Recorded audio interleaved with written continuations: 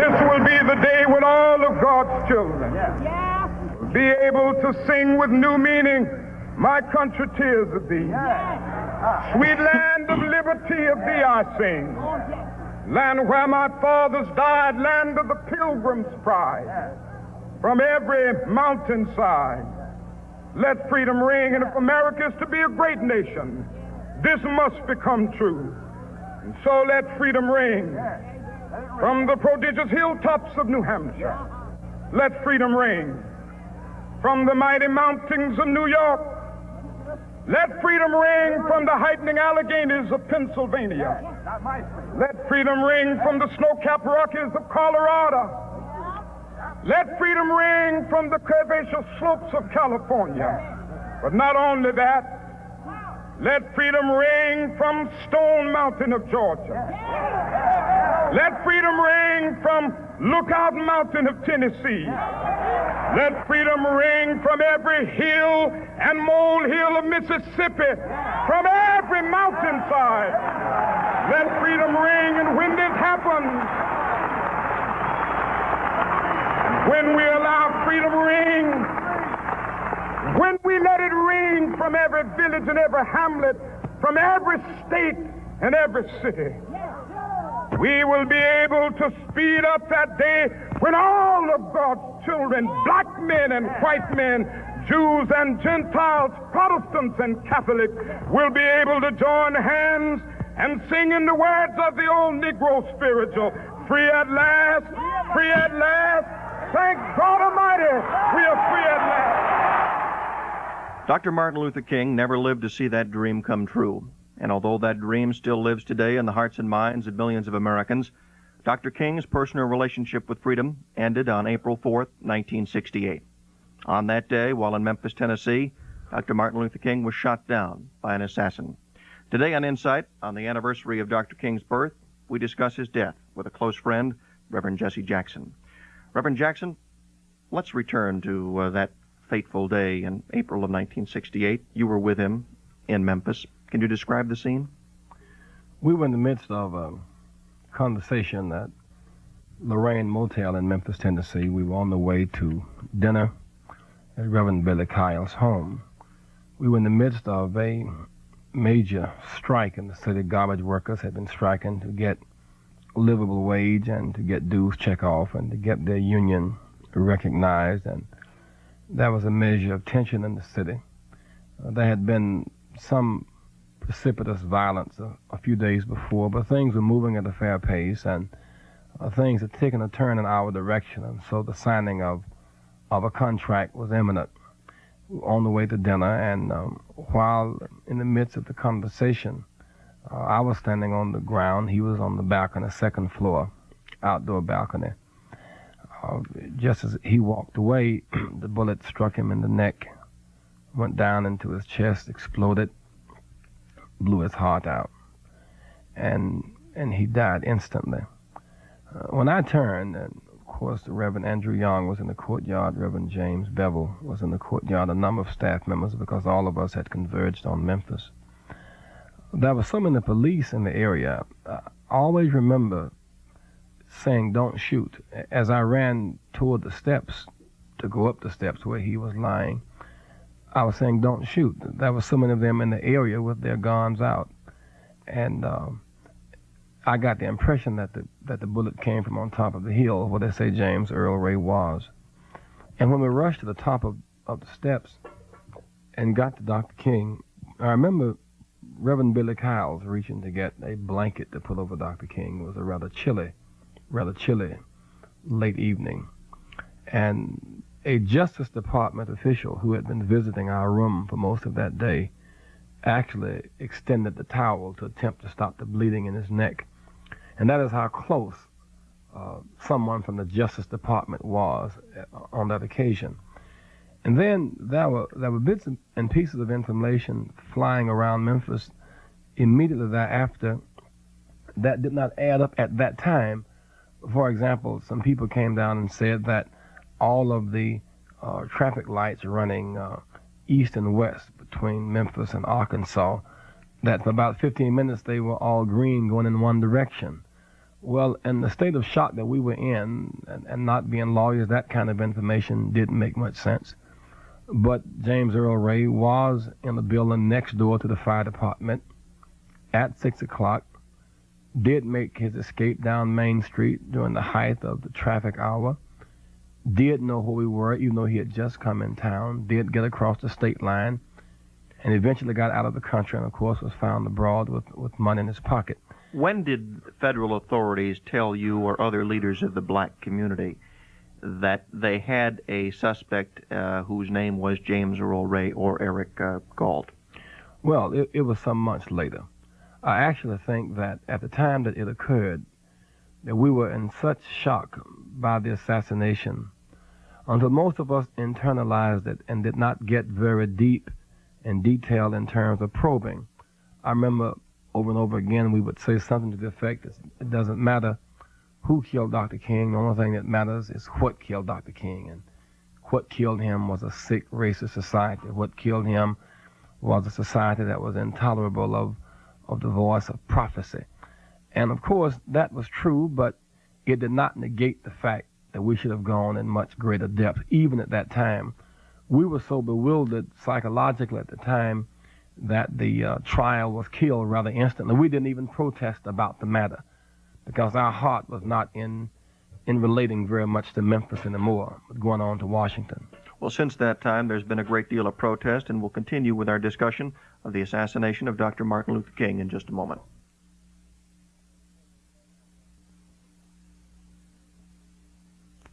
Reverend Jesse Jackson is our guest today, and we're talking about the assassination of Dr. Martin Luther King. Reverend Jackson, what are the specific areas of agreement that you have with federal authorities, and what are the areas of disagreement that you have with them as far as the assassination of Dr. King is concerned? Well, I do not know the areas that we agree and disagree in a measure of detail. For example, we contend that the government was involved in the assassination of Dr. King, and they wouldn't agree with that publicly at this time. Do you have any proof to back that up at all? Well, we only have circumstantial information. That is, that for them to put out a memo saying that the FBI's role was to disrupt, discredit, or otherwise destroy black organizations, that it was the function of the FBI to stop the rise of a black messiah. Now, that was a memo from J. Edgar Hoover. From J. Edgar Hoover, a black messiah being defined as one who could mobilize a great and vast number of black people. For he interpreted any move toward social change as subversive, and interpreted any leader who would get that spontaneity from the crowd as communistic. And of course, he had this phobia. Hoover had the psychosis.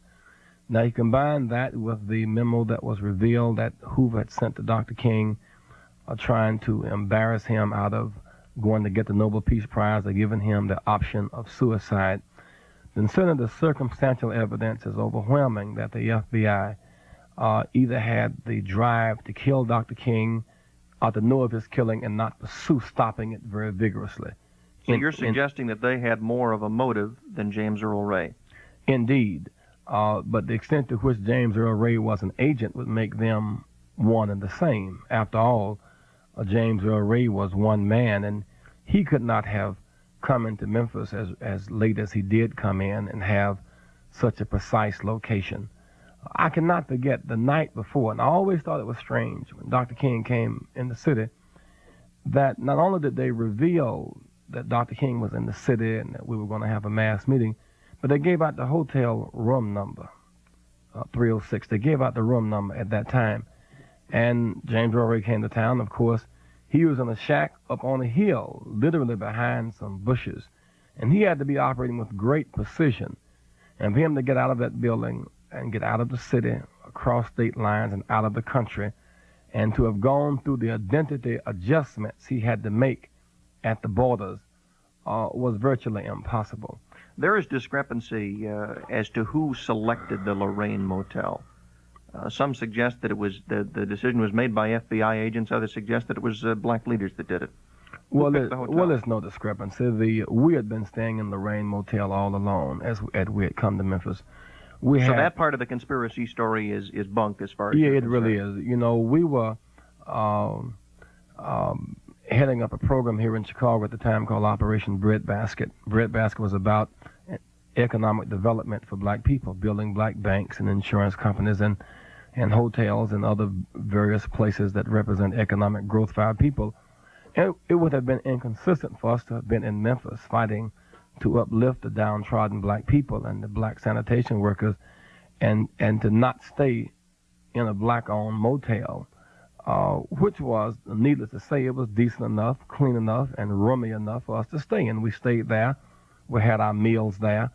So that was a decision made by the organization without any inducement from anybody.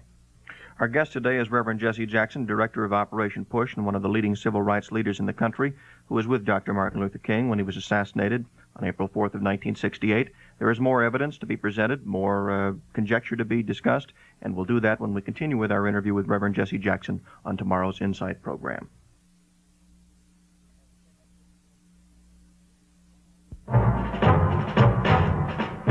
Tomorrow on Insight, we will continue our discussion with Reverend Jesse Jackson. Insight with Bruce DuMont is presented through the facilities of WNIS-FM. The views expressed in this program are not necessarily those of NBC News or WNIS.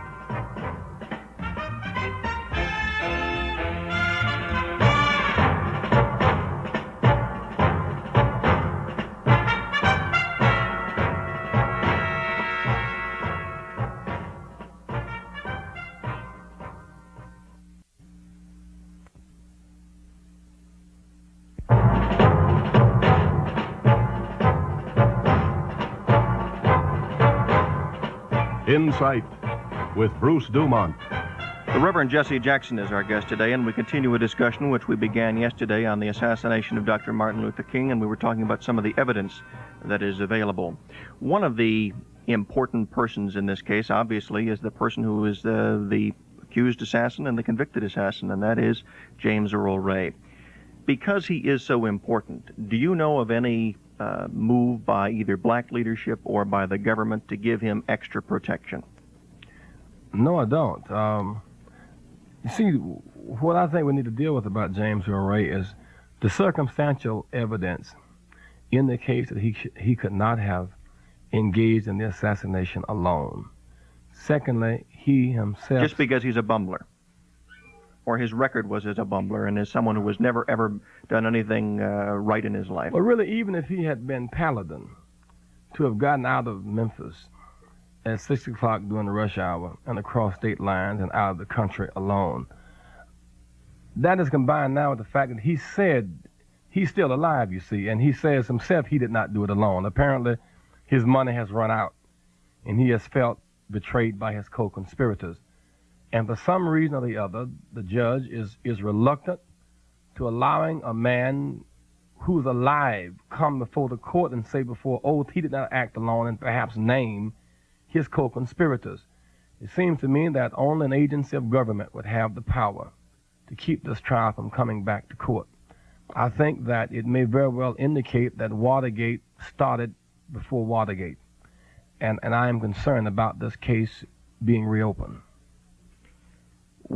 Your own personal security, are you concerned about it, and what changes have you made in your lifestyle, let's say in the last 3 to 6 months since some of the revelations about the FBI have come out? Well, I've not made any adjustments in the last 3 to 6 months because for the length of time I've been involved in this movement since I was a teenager, in the movement in the early 60s, we have been victims of police harassment, of the FBI conveniently turning its head when Ku Klux Klansmen were in the territory. We've been victims of our phone lines being tapped, our basic rights interfered with, our organizations infiltrated. And yet 10 years ago, if we had shared these revelations, and when we did share them, the government had so much credibility, and we were denounced so badly as agitators and irresponsible people until people could not hear us at that time. And so, in some sense, what is radical now is the news coverage on what for us represents old events. In other words, the press is finally telling it like it is, like it has been in the black community for like it has been years. for a long time. You know, some sociologists indicate that the black community may very well be a weather vane for all things good that take place in the country and the economy. We're on the bad end or the low end of that weather vane. And when things are happening bad, as we move toward a police state and other kind of measures that are not so desirable, we're on the front end. When it comes to the issue of increase in pay, we're on the back end of that. When it comes to buying decent houses and expanding, we're on the back end. But when it comes to doctors sterilizing women, when it comes to introducing dope, when it comes to wiretapping and other forms of experimentation, when it comes to drafting soldiers for war, we're on the front end of those movements. And of course, we're tired of that. What would be the reaction in the black community if it was conclusively proven that there was a conspiracy in the Martin Luther King case and that there was complicity by an agency of the government? Well, that would be shrieking horror in terms of people crying out saying it's a moral disgrace. Would there be riots? But we don't have the leverage to legislatively change anything. And I doubt very seriously if that would be in the riots in the street. That probably would be just another blow to any chances of confidence in this government being restored. On the other hand, you know, I might ask you the question, if it were conclusively revealed that Robert and John Kennedy's assassinations were the result of a group of white people in this country or foreign leaders outside this country, what would be the white reaction? Would there be riots in the streets, or do you think there would be war abroad? There would be, I think, further disgust for the American system and a further loss of confidence in government, and that's exactly what would happen. I would like to follow up on that. We'll do that when we continue with our guest today, Reverend Jesse Jackson. Bruce DuMont back on Insight with our guest, Reverend Jesse Jackson. Mr. Jackson, one of the things that has been discussed in the last couple of months and has created quite a bit of stir, and that is the alleged use of a memo to blackmail Dr. Martin Luther King. And white male. Right, white male, okay. When you look at the evidence in the particular case, there are numerous stories that J. Edgar Hoover played tapes of Dr. Martin Luther King allegedly having affairs with women throughout the country. One thing that has never been addressed is to whether there was any truth to the charges of Dr. King's questionable activities. Can you add any light to that at all? I can only add light and bring clarity to that which we do know. And that is that in the face of this tremendous pressure from this government to betray our people, Dr. King did not bow. When Hoover suggested that Dr. King should not get the Nobel Prize and that the committee had made a bad choice in selecting him, Dr. King did go and get the Nobel Prize. We do know that when he came back, that Lyndon Johnson suggested that the time was not right to get a voting rights bill for black people, and that Hoover suggested that when Dr. King went to Alabama, he was inspired by communists. He went nonetheless and made a very American and a very profound thing happen. He created enough momentum to get a voting rights bill. We know that beyond that, Dr. King led the war on the prophetic end to get people out of Vietnam, where it lost over 50,000 lives, white and black lives. And now it's easy to talk about come out of Vietnam, but he was on the prophetic end of that movement, and we do know finally that he died trying to get a job or an income for everybody. So what we know is that in the face of this tyrannical pressure, he did not bow. And I think it's a distortion. We don't really challenge that, you know, that was a dastardly thing for J. Edgar Hoover to do. The question was, is there a degree of hypocrisy when someone says something publicly and does something else privately as far as morals and morality is concerned? And what I'm asking is there any truth to the charges that were made about Dr. King? Well, not to my knowledge, but I would suggest this about the question of his personal morality. What would be inconsistent if Dr. King had spent most of his time on challenging personal morals, as do some of the evangelical types do, who declare don't smoke, and yet behind doors they smoke. You know, a series of don'ts. He was basically about changing the social conditions in the society, and he was true to that calling. And I think that even now, when people raise the questions about his personal morality, somehow I get the feeling that it is an attempt to distort what he really was about. That's my basic impression on that question. Where do we go from here as far as the re-examination of the evidence? What would you like to see done? A special prosecutor, congressional investigation, blue ribbon investigation, the black leadership investigate? What do you want to see happen? Well, I would hope that the concern for Dr. King's life and what he contributed to this nation and to this world would not be solely limited to a black concern. I resent the notion of Dr. King being called a black leader, and I resent being called a black leader. I am a moral leader by virtue of my training and concern, and my blackness is self-evident. We don't call Wallace white governor. We don't call Ford white president.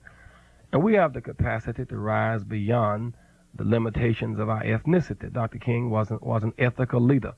And to that extent, all people concerned about ethics, all people concerned about First Amendment rights, ought to be concerned about the conspirators in the assassination of Dr. King. Where we go from here, really, is to raise the issues that he raised during his lifetime. He laid out a very, very sound visionary proposition, and that is that on the one hand, we need to engage in the kind of social transformation that will provide a job or an income for everybody, livable wages, decent hospital care, and clothing. On the other hand, he dealt with personal transformation and morals to the extent that he believed that we could not go where we want to go if we are killing, robbing, stealing, and lying. And so I close simply by saying that he left the program. It is the job of those of us who live to implement it. Our guest today, Reverend Jesse Jackson, Director of Operation PUSH, and a close friend of the late Dr. Martin Luther King.